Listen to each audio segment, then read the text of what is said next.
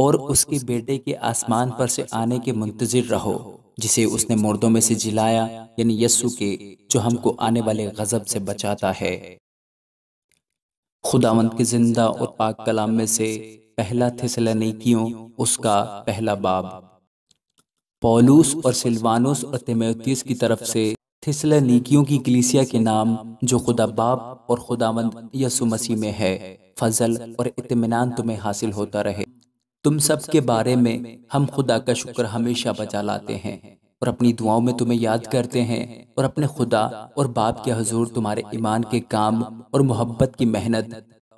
اور اس امید کے صبر کو بلا ناغہ یاد کرتے ہیں جو ہمارے خداوند یسوع مسیح کی بابت ہے۔ اور اے بھائیو، خدا کے پیارو، ہم کو معلوم ہے کہ تم برگزیدہ ہو، اس لیے کہ ہماری خوشخبری تمہارے پاس نہ فقط لفظی طور پر پہنچی، بلکہ قدرت اور روح القدس اور پورے اتقاد کے ساتھ بھی۔ چنانچہ تم جانتے ہو کہ ہم تمہاری خاطر تم میں کیسے بن گئے تھے،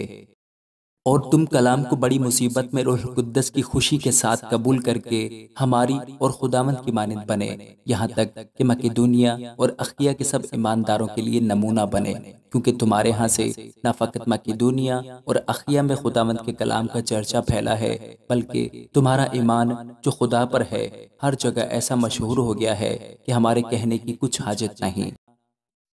اس لیے کہ وہ آپ ہمارا ذکر کرتے ہیں کہ تمہارے پاس ہمارا آنا کیسا ہوا، اور تم بتوں سے پھر کر خدا کی طرف رجوع ہوئے تاکہ زندہ اور حقیقی خدا کی بندگی کرو، اور اس کے بیٹے کے آسمان پر سے آنے کے منتظر رہو، جسے اس نے مردوں میں سے جلایا، یعنی یسوع کے، جو ہم کو آنے والے غضب سے بچاتا ہے۔ آمین۔